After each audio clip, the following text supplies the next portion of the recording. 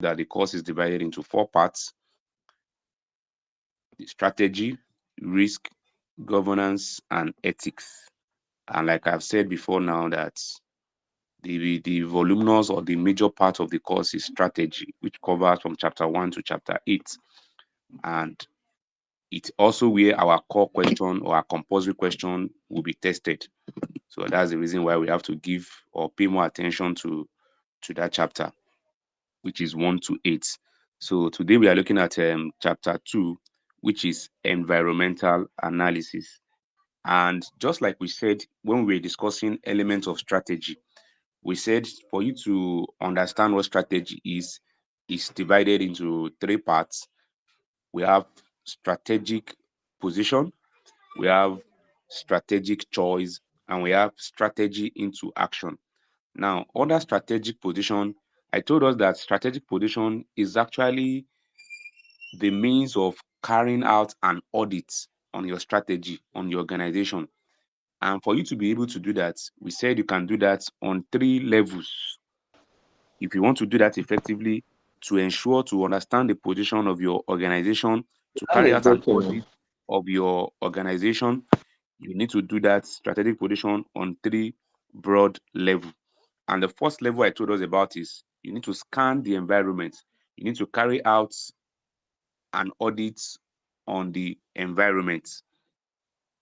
Excuse me.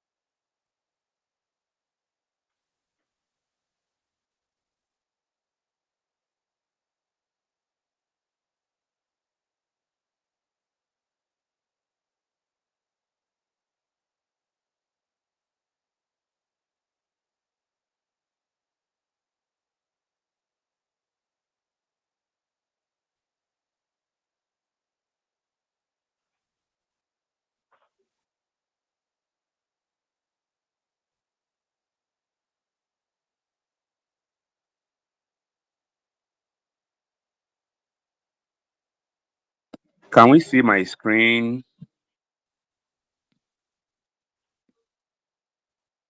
Yes, sir. Yeah. So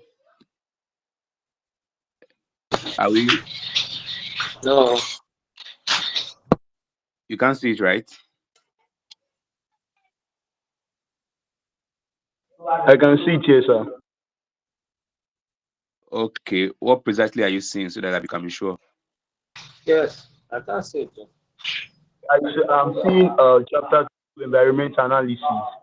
Okay. Okay. Okay. Okay. Okay. I just wanted I to be sure. saw something like model, two model for Okay. environmental Okay. I social think and we are good to go then. okay. We are good to go. So just like I said at the beginning that so we'll be looking at chapter 2, environmental analysis. So I was trying to explain that initially we discussed that um strategic position boils down to understanding your, you have to look at it in three broad way. One of them is to scan the environment to see which part of the environment your current business or your current organization is. And when you are able to do that successfully, then you can now know the kind of strategy to deploy or the kind of strategy to use for that. So environmental analysis, we have two models that we can use to scan the environment. We can use to understand the position of our business within the confines of the environment, right? And these two models are Pestel analysis and Potter's diamond. Now, when we said this model, so these are the tools you can use to scan the environment. Remember the last time we met, we were discussing about levels of planning.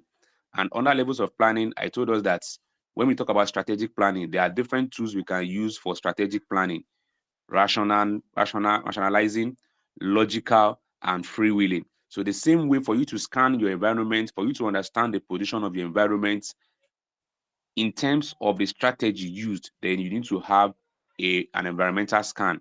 And for the environmental scan, we're using two models. And the first model you have to use is what we call the Pestel model. Now, Pestel is an acronym. It is actually an acronym that we use to carry out analysis.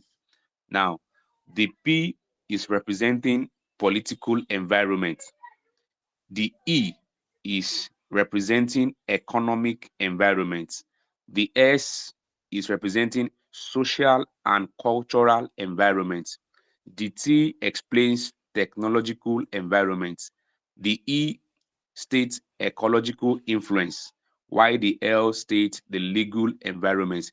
Now, what all of this meant to us is that for you to actually know the position of your organization in terms of strategy, you need to mirror whatever activities you are doing with the environment, right? And for you to be able to do that successfully, you look at, is your business in compliance with the political environment? What are the political factors that could affect your business? What are the political factors that could cause or lead to a threat of your environment? What are the political decisions that could be taken by the government that would drastically affect the decisions or the business activities of your environment? So whatever decision you are planning or you are strategizing on must be in conformity with your political environment. And under political environment, you want to first look at the stability of the political system in your country, right? A country where there is serious unrest within the confines of the country, so it will be difficult for any business to thrive there. Take example, the war between Ukraine and Russia. Many businesses would have been affected. And by this business being affected, then no matter the strategy they want to use, it will definitely affect them. And remember again, I'll refer us back to strategic planning. Now, in such situation, one of the tools they can use is the freewheeling. Now, hence, there is political unrest, then welcome ideas that can shift your business strategy to something else so that you can continue to be competitive in the market. So your political environment, you want to ensure that there is no political unrest in your business environment or where you are carrying out your business. Another point you want to look at is the threat of government action to nationalize the industry and seize ownership from private businesses. Last time I was giving us an example of how this popular oil producing company are trying to leave the country.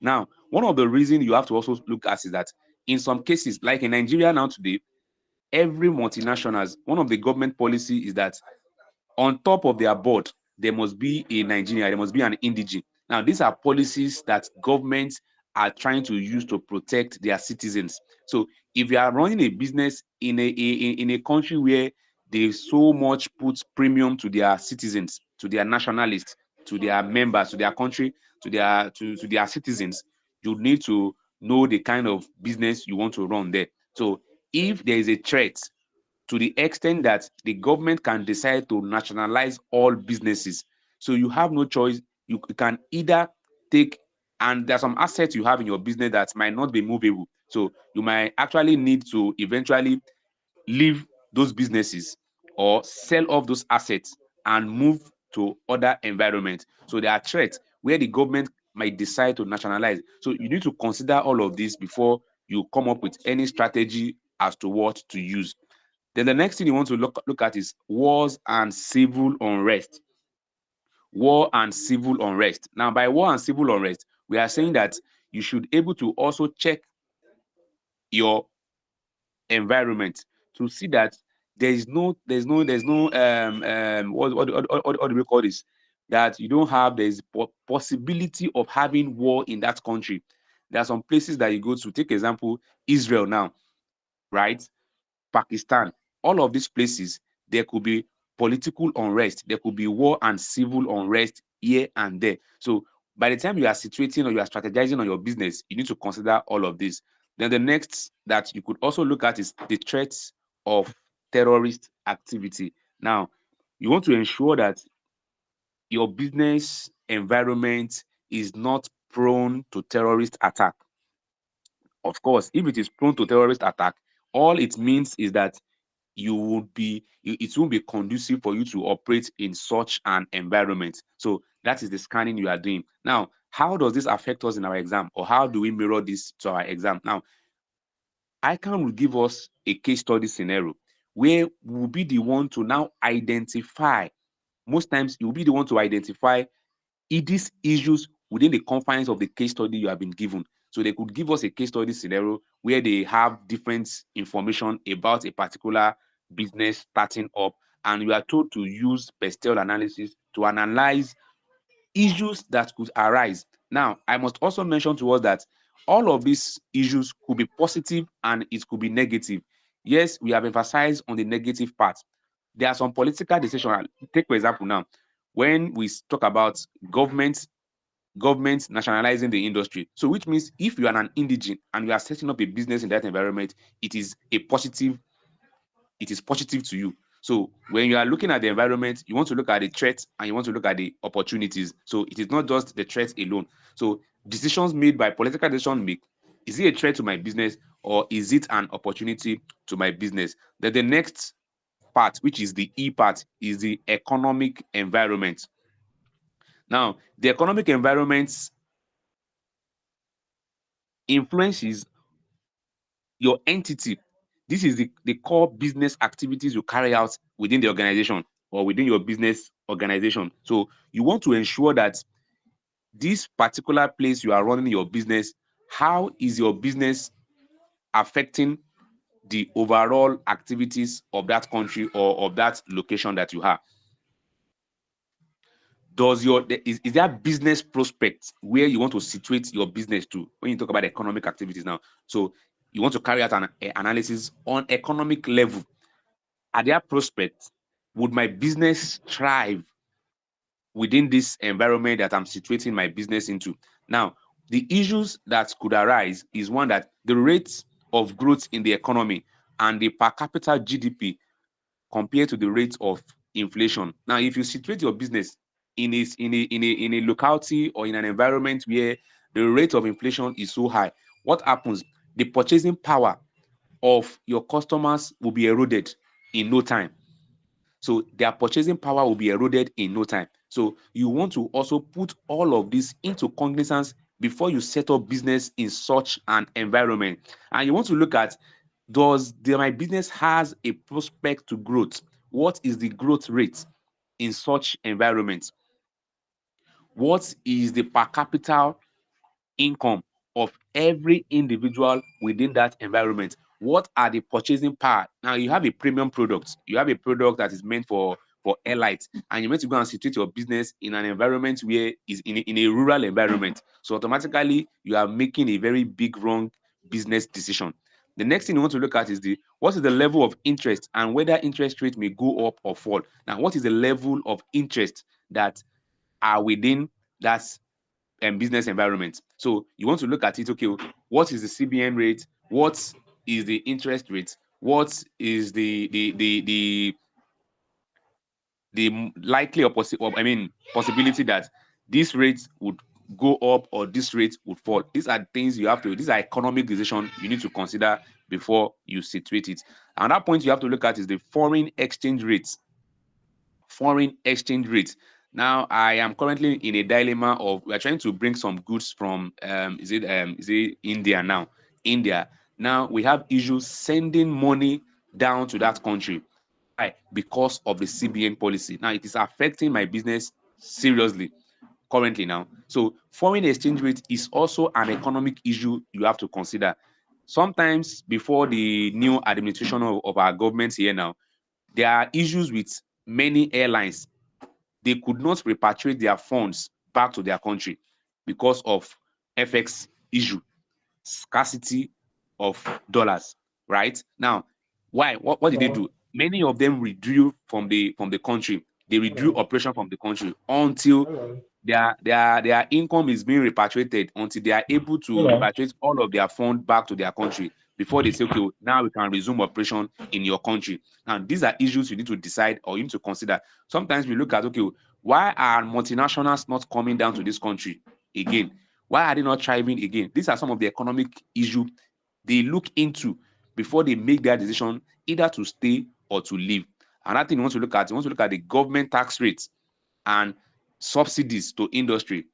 Today, or since the last administration, the agricultural industry have enjoyed a whole lot of subsidies from our government. They've enjoyed a whole lot.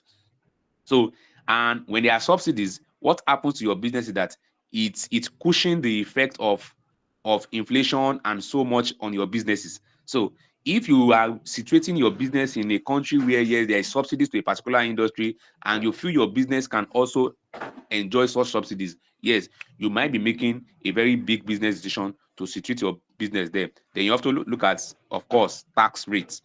Tax rates. Don't let me emphasize too much on that. Then we move away from that. Other things you can also look at under business economic decision is the existence or non-existence of free trade between countries and whether trade barriers may be removed. Yes.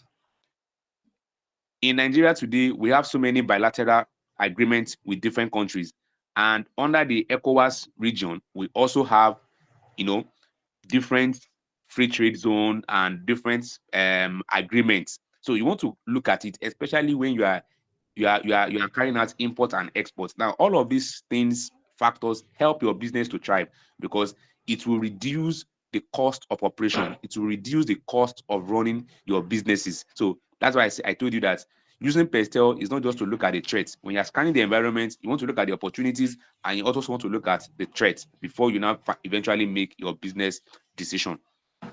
We move away from the E, then now we have S from our Pestel. S is talking about the social and cultural environment. Social and cultural environment. Cultural influences has a strong hold on our business operation.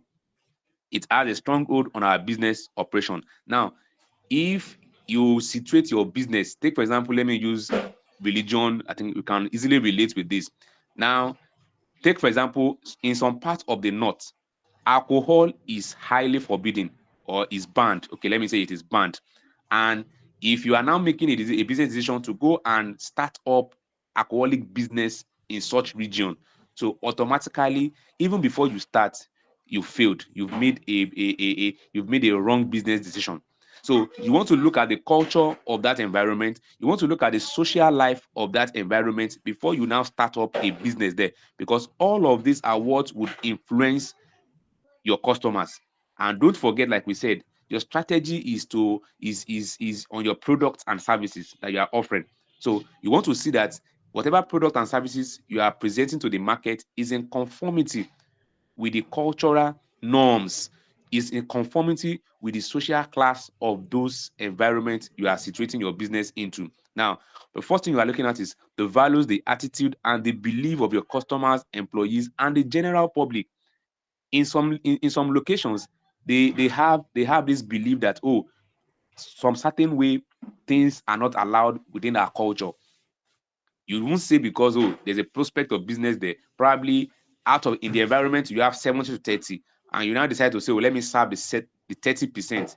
Now, what happened is that the 70% would eventually influence your business. And if you eventually set up that business there, then there's a limit to your growth already.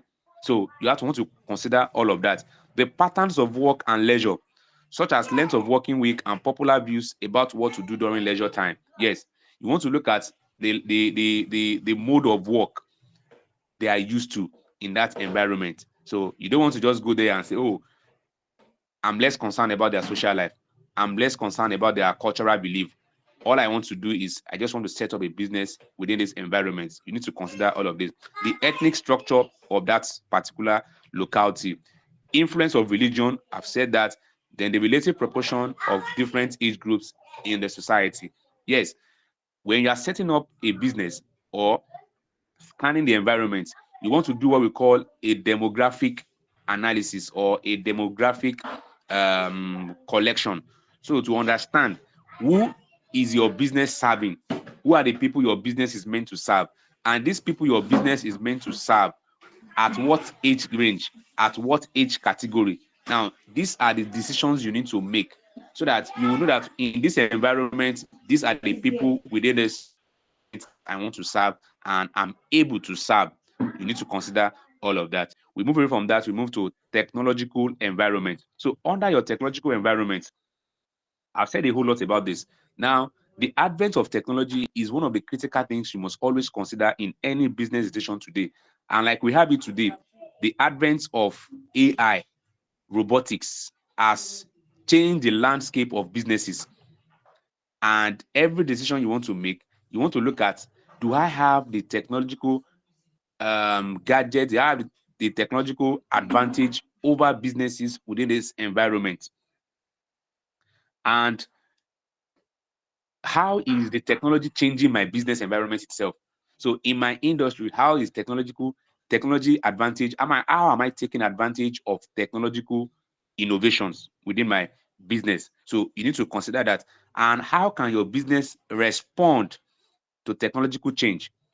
Many businesses have folded up because they could not adapt or they could not respond to change in terms of their business decisions, business operation particularly, and by such they lose so many customers and they lose so many these things. So technological environment is how your business is able to respond to technology.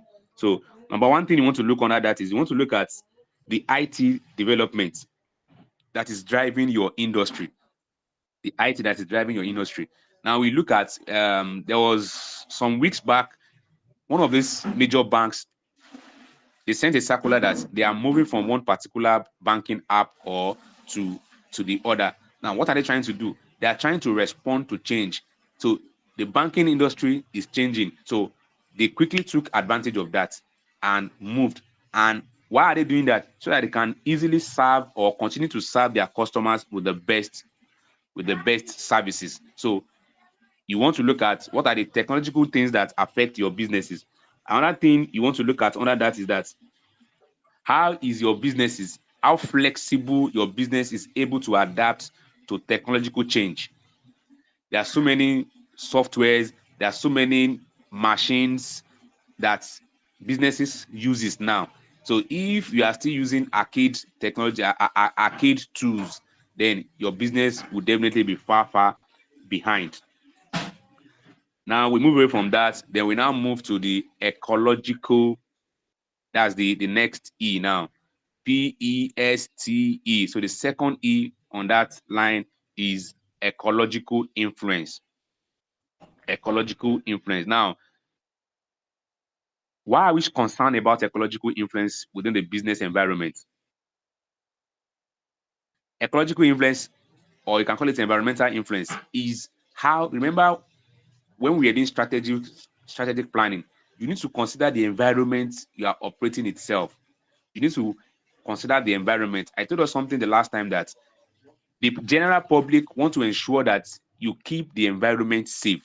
Don't come and operate within our environment and you pollute the environment. So ecological influence or ecological analysis is how is your business, hope your business would not come and pollute the environment. Now, and this one is mainly for big manufacturing industries. How do you dispose your waste? If you are a highly you are big on chemical usage in your company, now how do you dispose it? The community, the public are concerned about that, because any outbreak could cause health issues within that environment. So they want to ensure that, yes, or you want to ensure that you can easily dispose of your chemicals, your waste, so that it won't have an effect on the environment. Because the moment it have an effect on the environment, then be ready for petition, be ready for litigations. And there are some environment that they have strict environmental laws. They have strict environmental laws that you have to comply with. If your business cannot meet up to that, then you know that you can't set up that business in that particular environment. Another issues you want to look at under ecological influence is that how do you source raw materials? How do you source your raw materials? Now, I know that we have renewable energy and we have non-renewable energy. What kind of materials or what kind of raw materials do you use? So the environment, the public are concerned about how you source for those things, such that it won't have an adverse effect on them on the long run. Another thing you want to look at under that is that the leading edge of technological research, such as producers or genetically modified foods. Now, this one might affect the food industry as well. We want to, and if you notice these days, I don't know how many of us have noticed, look at the rapid growth. These are teenagers. Is it Gen Z? We call them, and they are going. There are some how do I call it? There are some theories that what we eat these days, the genetics of what we eat these days, is one of the reasons why it is causing all of this rapid growth. Now, you also want to bear in mind that there are activists, there are pressure groups that are on standby to ensure that your business is in conformity with the environmental laws and with the health issues of the locality or of the general public. So you need to be conscious of all of that as you make your decision to set up a business in a particular place. Then finally, under this, we are looking at the legal environment. We are looking at the legal environment. So under the legal environment, you want to be sure that your business is not running contrary to the government laws and regulation. And of course, many business organizations, they have, that's why they have the legal team and the legal and compliance. Some people have the legal team, some people have the compliance team. So you want to ensure that your operation is in compliance with all laws and regulation.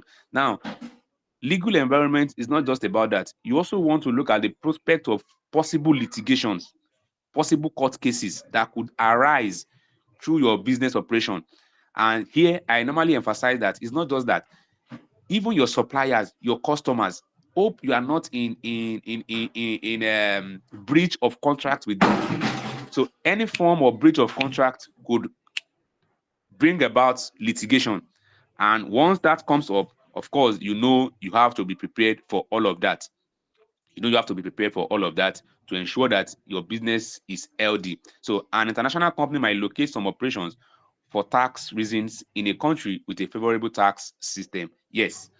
And that take us back to when the government decided to nationalize it, where there are subsidies that, okay, if you situate your business here, you have tax holiday, you won't pay this fees, this is what you pay. So all of these are the factors that you need to consider as well.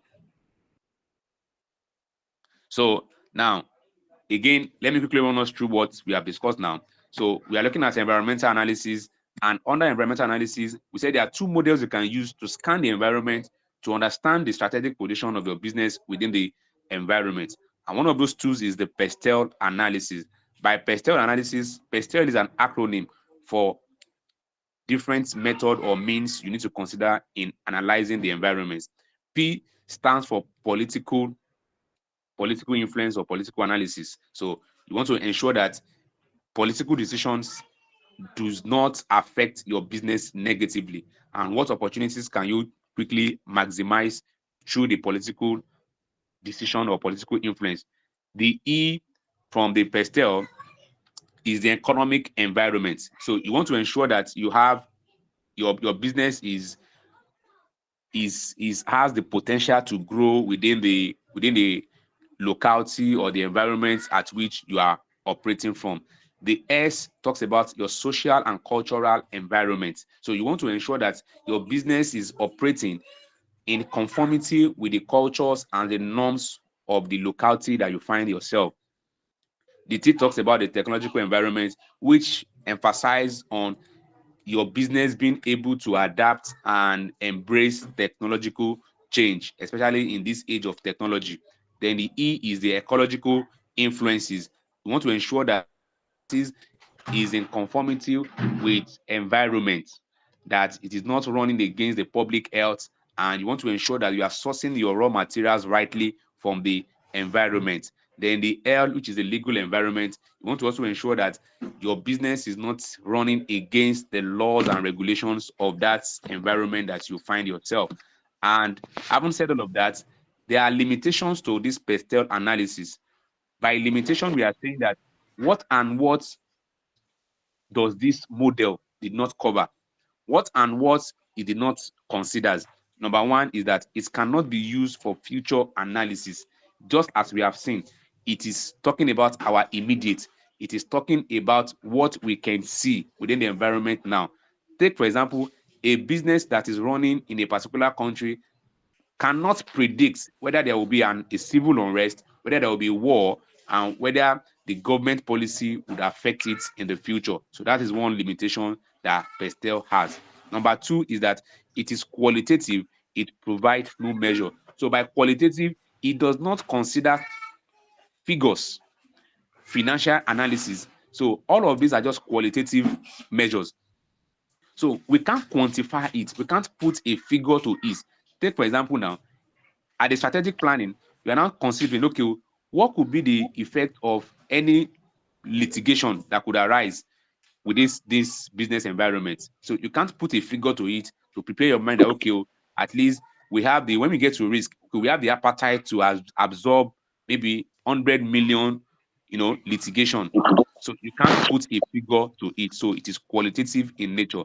Then next is that it is subjective judgment is used to decide which factors affect an entity. Now, all of these that you are considering, they are subjective. Take, for example, we are talking about nationalizing a particular business or not. Now, it is a subjective judgment, right?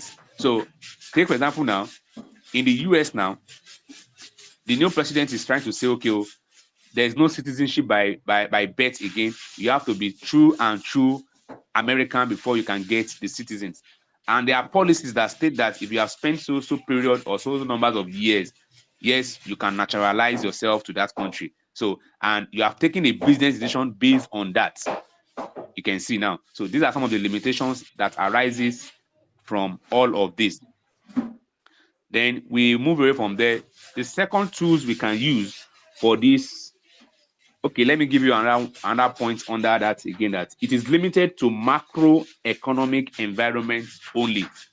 Now, it is limited to macroeconomic environments only. By this, we are saying that it doesn't consider small businesses. So by macro, we are talking about the big firms, the big decisions in businesses. What about, and you know that for any business economy to thrive, you consider the micro businesses as well. But all of this, a small medium business would just be looking at you like, why do I need Pastel? See where I want to, it has limitation to that. And we are looking at the entire business landscape, not just the macro alone. So Pastel is limited using all of that. So because of that limitation, we now have another model that we can use to carry out this environmental analysis. And this second model is called the Porter's diamond. It's called the Porter's diamond. Now, it is called the Porter's diamond because it is propounded by a man called Michael Porter. It's propounded, I told us at the beginning of this course that we have different scholars. We have different scholars that came up with different things, and the one that is adopted are the ones we look at. So Porter's diamond is propounded by Michael Porter, and he came into the conclusion that every businesses or every industry in one particular country or region of a country, they perform better due to some advantages that are present in that country. So Michael Porter is propounding that one of the reasons why businesses thrive is because of the policies in their country. For example, now, in US and Japan, they enjoy global market for IT and communication products and services. So if you're an IT firm, if you are an IT firm, if you are a communication firm, and you situate your business in Japan and US, then you have bigger advantage. You have bigger advantage to try because the policies of government there welcomes and ensure that such industries thrive within their environment. So if your business is situated in Switzerland and the US, you enjoy pharmaceutical advantage. So because in Switzerland and US, they thrive so much, there are policies that ensure that pharmaceutical industries in that country. In the UK, of course, everybody should know that investment banking, that is where the banking model is top notch. So the banking model thrives so much in the UK. So Michael Porter is now saying that, so if you are looking for a particular, sincerely in Nigeria, the industry that ought to have been thriving so well is agricultural industry. But one way or the other, different policies, the advent of crude oil, stiffened that industry. Before the advent of crude oil, agricultural industry thrived so much in Nigeria. So that is the decision, or that is what the Michael Porter is propounding or is saying, that in some locations, in some countries, businesses thrive because of the policies of the government that ensure that these businesses thrive within that region. And we now move away from that. We now say, now for us to be able to analyze this very well, we have what we call clusters. Cluster. Now, what is a cluster? A cluster is the concentration of interconnected companies in the same geographical region. Take, for example, now, if we have banks, all the banks gather themselves together in a particular country, just like in the UK. Now, we are saying that UK has a clusters of investment banking. IT, if we have different IT companies, more different IT companies in a particular region, in a particular location, okay, we'll say this region have the clusters of IT companies. So he tried to now put them in different clusters. So he put in clusters to say that, okay, when we have so much businesses, so much same businesses, industries in a particular region, so we see that that particular country have clusters of these industries or clusters of these businesses. The same thing is applicable to suppliers. So if you need some technological appliances now, as your how would I put it now? As your input for production, input for your production, and you're getting the particular region. So we say that that particular region has clusters of this particular thing that you are using or gadget that you are using. Now, what are now the reasons for national competitive advantage? Now, Michael Porter is also of the opinion that if a particular country or if a particular region has more industries in their region, then it will give them a competitive advantage over other countries. Investment banking in the UK now has high competitive advantage over every other countries. It has a competitive advantage over every other countries in terms of investment banking. So which means that most other countries, they will copy the model of the UK. And why would UK continue to thrive in investment banking? They will continue to thrive in investment banking because they have more investment bankers or more investment banking industry within their country. And so it gives them an edge, and their capital base cannot be compared to every other one that's just coming up, right? So which means that people they are poised for choice. When they go to the UK, if you don't use this, you can use this. If you don't use this, you can use this. Compared to another nation that has maybe 5 or 6. So it gives them a competitive advantage. And one of the things they propounded is that, okay, if countries can actually adopt that, pick one industry and ensure that your country has a competitive advantage over every other part of or over every other nation. So traditional economic theory state that a country inherits a comparative advantage over other countries in particular industries because of the natural resources that it enjoys. Natural resources include not only land and mineral deposit, but also the labor force and the size of the population. So another reason why companies or nationals or countries, yes, has competitive advantage over other countries is that when the natural resources that you use to source for your raw materials is domiciled in a particular region, then it gives you an edge. It gives you an advantage over every other country. I give us an example. We have crude in Nigeria. So automatically, and our crude is not just we have crude. Our crude is one of the best in the world. So which means Nigeria is meant to have a good competitive advantage over every other country when it comes to the petroleum industry. I want to feel the nations that should be competing favorably with us is, I think, Venezuela and is it Saudi, that yes, their crude can be compared to Nigeria. But are we maximizing that? Now, it's not just that. Sometimes one of the reasons why multinationals come to Nigeria again is that we have the population, we have the numbers. The size of our population is also an advantage that gives our country a competitive advantage. But do we maximize that? Let's move away from that.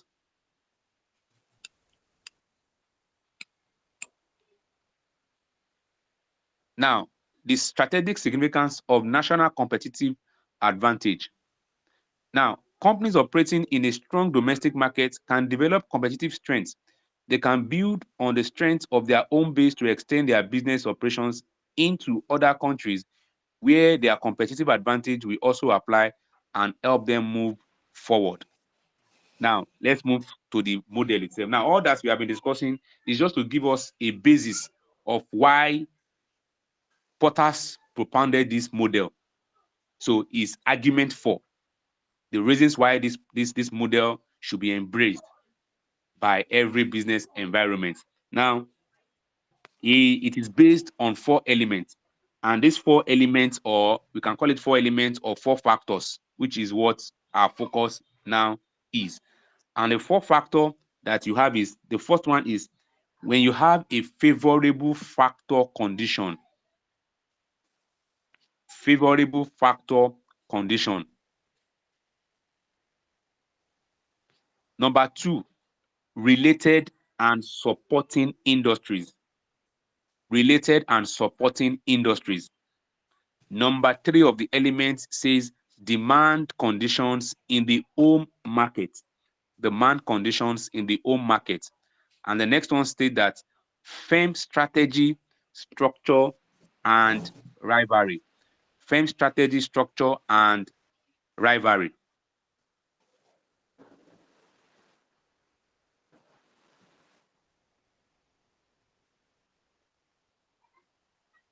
So he propounded that these 4 elements are what gives every industry a competitive advantage in terms of their nationals, in terms of their countries, in terms of their region.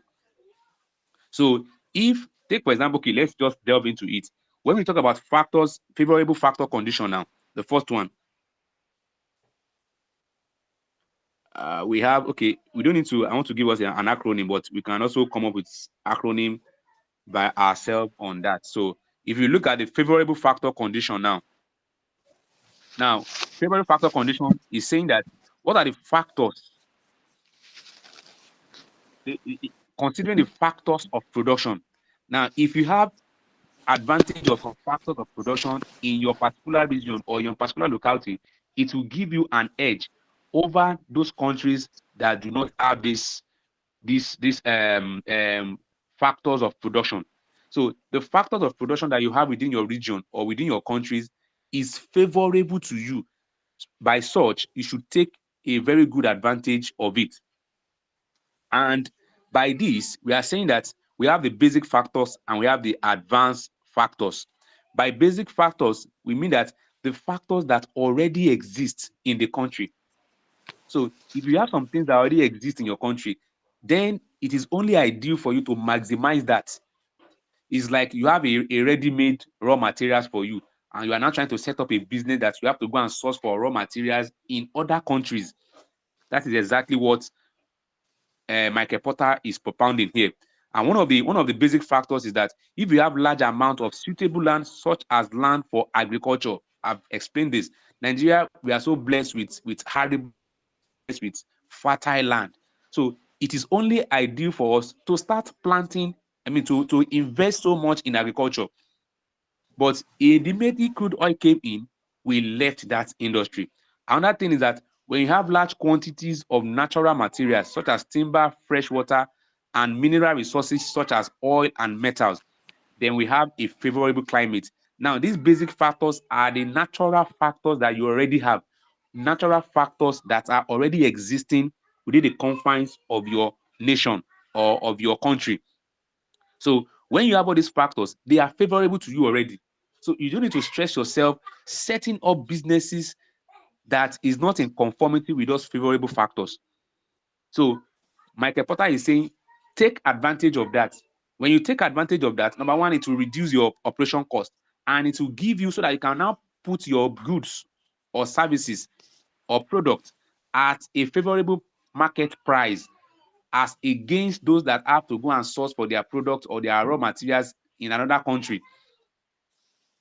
Then under the favorable factors, we also have the advanced factors. Now, advanced factors is different from the basic factors because basic factors, they already exist. So advanced factors is you develop all of this. These are factors that you develop and such that it made you, or it gives you competitive advantage over others.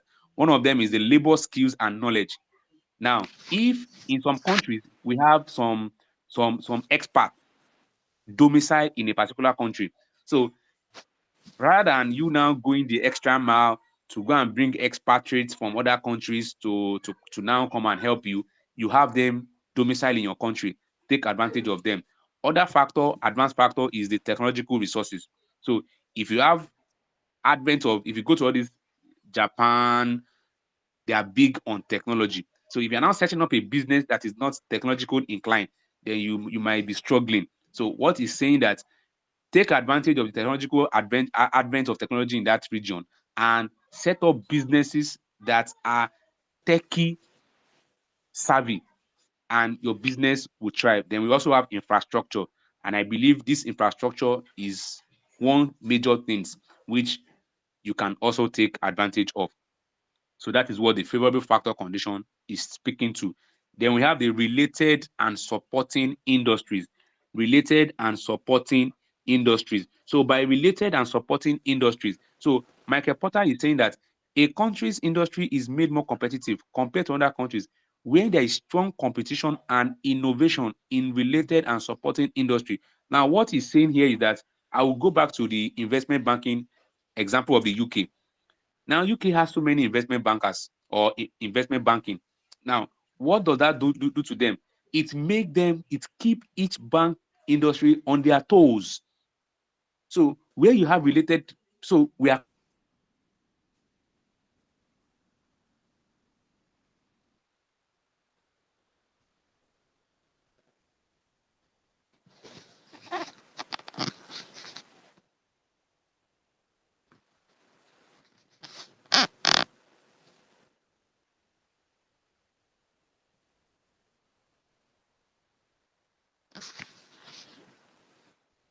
competing. So ordinarily, we have created a local competition among compete with us. Take for example, maybe you have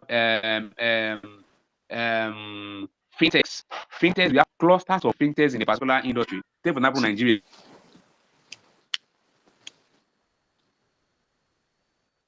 Fintechs are thriving in Nigeria now. So they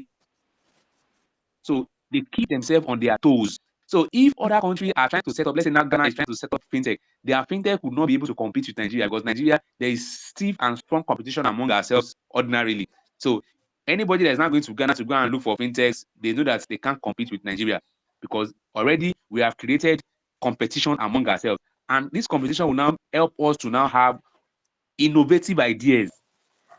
Innovative ideas. Okay, which fintech quickly deploy the new technology? Oh, which fintech brought out a unique idea?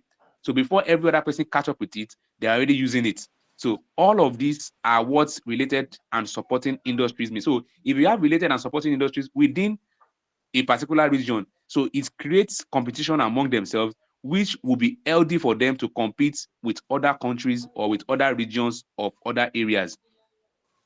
Then the next one is demand conditions in the home market. Demand condition in the home market. Now, by demand condition in the home market, what this one is alluding or emphasizing on is that what is the local market like within a particular region? If you have high demand of your product in your locality, if you have high demand of your local firm, that is why companies or countries, I can tell for a fact again that Nigeria government is trying to discourage importation of some particular kind of products. Yes, they are trying to discourage it. Why are they doing that? To encourage local production and to also encourage citizens to patronize those local products. So that when citizens patronize those local products, it gives those local firms a competitive advantage. It gives them an edge in the global market. So that when the demand is high in your locality, when the demand is high in your country, then you have an edge. So you can compete favorably with any other country, with any other industry in another country, because the demand of your product in your local market or in your local market is high. So it gives firms good advantage. So when local demand is strong, local firms will give more attention than their foreign competitors to the needs of the local customers. Two, it will also help to make local firms more innovative and competitive. Next is that it allows them to sell their product in global market. When they see that your product is the best and people are demanding, there's high demand for your product, even the global market has no choice, but they will now start what? Demanding for it. And that is why you see Nigerians or this part of the world that we crave for foreign products. Why? Because we see that foreign products are global products. They are in high demand in the global market. So what do? We take a cue to also demand for it. We can also make our local products such so that when we ourselves we put demand, there's high demand of it from our hand. Then the global market will say, what is that product people are demanding from in that country? They also want to take a taste and have a feel of it. Then another thing is that innovation in local markets will help local firms to anticipate changes in global demand. Now, there are standards your product must meet before it enters the global market. So when there's high demand for it, then you have no choice. Then it will make you to be innovative, such that you now make your product to meet global standard. And once it meets global standard, of course, you are bringing in the foreign exchange. Then finally, under the Porter's diamond is the firm strategy and rivalry. Firm strategy and rivalry. Now, the other things that could create a good competitive advantage for any firm is, number one, what strategy are you deploying? So enough of, yes, favorable weather, favorable factor conditions, related related industries and the likes. No, so we're also looking at what are those things that strategy your business is actually, or the firm is actually deploying. And by this, remember when we are talking about the levels of strategy, so we are talking about the corporate, the business, and the functional. So what business strategy are you deploying? Remember, it is business strategy that helps you to compete favorably in the market. So we want to see that, do you have a good business strategy yourself? Then by your structure, does the organization have a good structure? Does the organization have a good structure? Remember when we were discussing strategic choice? Yes, we said you have to look at it in terms of the business, the organizational structure. Structure sometimes frustrates change or they repel change. So what kind of structure have you set up within the organization? Is it a structure that embraces change? Is it a structure that manages resources well? So all of these are some of the factors that help you to compete favorably. Then by rivalry, now, do you have an healthy rivalry with other businesses in your industry? Do you have rivalry, healthy rivalry within? If you have, if you are the, if you are the, if you have, if they if you are a monopolistic organization, automatically sometimes you just feel, oh, you are on top of the world. Then there won't be need for you to bring in new ideas. You will just be dogmatic and you will just be doing things the way you are doing it. But when there is healthy rivalry with other competitors, then it will keep you on your toes. Then finally, under this topic, we are looking at the role of government in creating competitive advantage. The role of government. Before we look at the role of government, look at this diagram. Look at this diagram. So this is how it is structured. Firm strategy and rivalry, favorable factor conditions, related and supported industries, then demand conditions. Demand conditions. So if you're able to draw this and you're able to explain, so sometimes they will ask you to use Porter's diamond to analyze a business environment. Use Porter's diamond to analyze a business environment. Could be a case study scenario where you have to use these things to analyze it. So you will now look at it that, okay, what are the favorable factor conditions that this business have within the geographical location it is operating from. They will give you some information. Maybe the government have given them a tax holiday. So what are those factors that give them advantage? Then also you can now look at, okay, what they can talk about the firm structure. Maybe the structure is a structure that allows them to adapt to change. They will give you information that surrounds structure, that surrounds their strategy, that surrounds their rivalry with other competitors. So these are the informations you now be explaining under firm strategy and structure. Then demand conditions. They can tell you about the local markets or having some a high demand, or probably they have raw materials that will give them an edge over other countries or over other competitors. Then related and supported industries. When they talk about, they have clusters of industries within that region and thought that this particular business is having this or that. So under each of these elements, you now begin to look at information that relate to it in the case study scenario you will be given. I'm preparing our mind or prepping our mind for likely exam condition. Then finally, under this topic, we are looking at the role of government in creating competitive advantage. Remember, what we are scanning is we are talking about environmental analysis. And most times, business does not have complete power over the environment.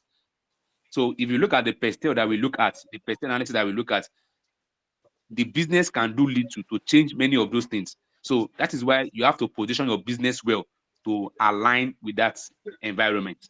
So, but there are some things, there are some roles the government can play in ensuring that they create a competitive environment for every businesses. Number one is good education system.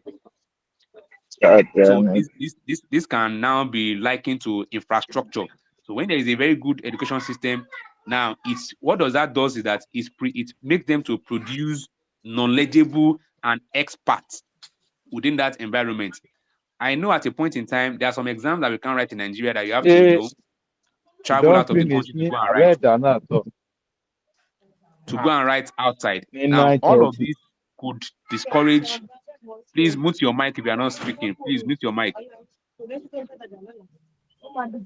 Then it's Oh, wow. another role the government can play is to enforce high standard products. They enforce high Yes. standard products. So when the But we government were themselves, attending weekdays. when there is, please, somebody is talking, can you mute your mic? You are in a class. Enforce high standard products. Now, by high standard products, we are saying that if, and that's why in Nigeria we have the standard, standard organization of Nigeria, SON. So they ensure that if the local environments themselves have set standard to the kind of products to be produced, so automatically they are positioning their local firms to compete favorably in the global market. And that is why you see most of these Western countries, they standard to the description of their products. I've heard that the kind of some gadget they use over there, when they come to Nigeria, there's a specification they produce for us too. Why? Either because we could not afford those high standards. So the one we are able to afford, they put our own specification to it. I don't want to mention some products, so let's move on. Then number next is that demand local products themselves. Now, if the governments are one of the big supporters of local products, don't let me mention some things. When the legislative, at a point when they first came in, we knew how they went to go and order some mobile cars from other countries. Now, and we saw the buha that happened, that they now had to say you could have patronized our local products. So if the government themselves, they are in high demand of local products, it gives those industries some good edge, and it positioned them well to compete favorably with their foreign counterparts. Then stimulate rivalry between firms. Yes, so government must play a major role to stimulate rivalry between firms, to ensure that the rivalry between firms is healthy. I keep mentioning healthy rivalry. In this part of the country, we go the extra mile to create propagandas against our competitors. No, that is not how business competition should be. It should be healthy rivalry, and it is the role of the government to ensure they stimulate rivalry between these firms or between local firms, so that they can now have a good, a competitive advantage over every other persons. So at this point, I want to believe we have been able to touch or close out on environmental analysis. And to do a recap of what we have done, we said we have what's it called now? We said we have two models that can be used to analyze the environment.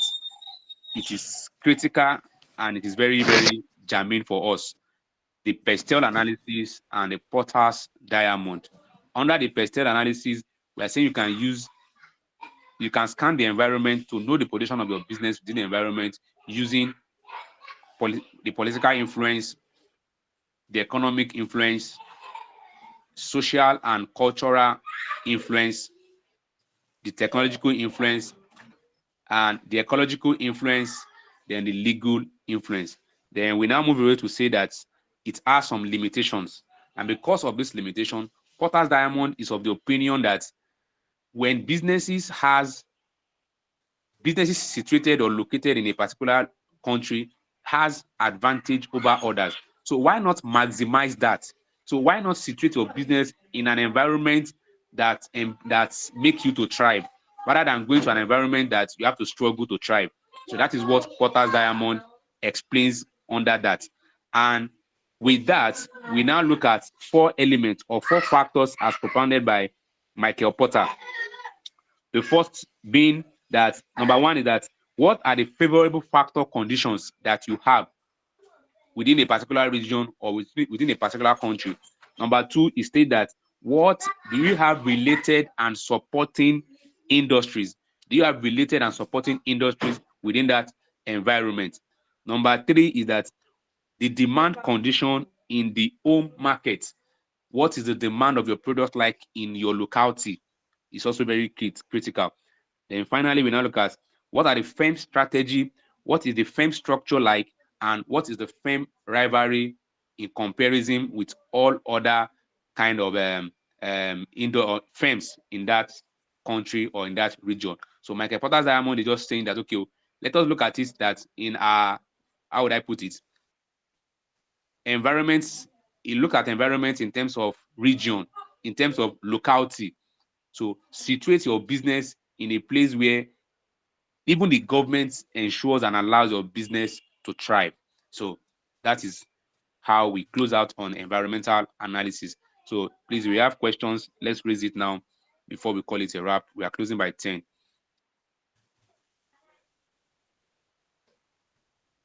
Question, Clarice. Okay, I have a hand up.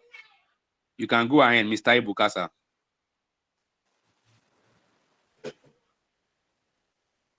Mr. Ibuka, you have the floor, sir. Can you hear me? Yes, we Can can you hear now. me? Yes, we Okay, can sir. now. Okay, sir.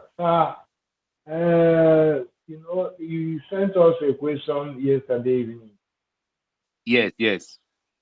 So, as you are teaching this, I wanted to relate it to the element.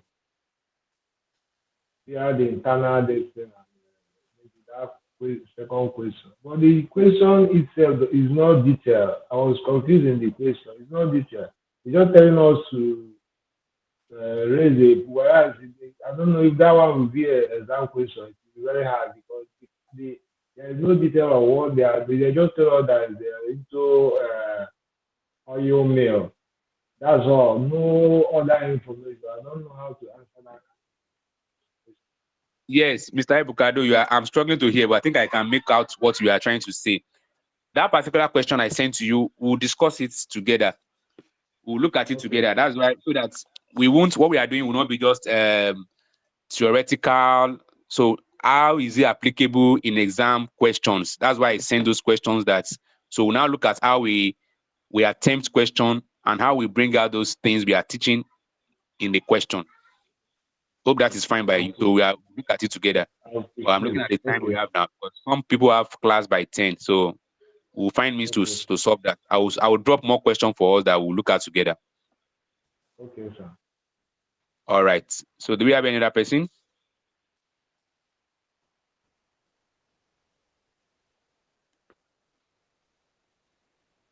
We have. Okay, if we don't have questions,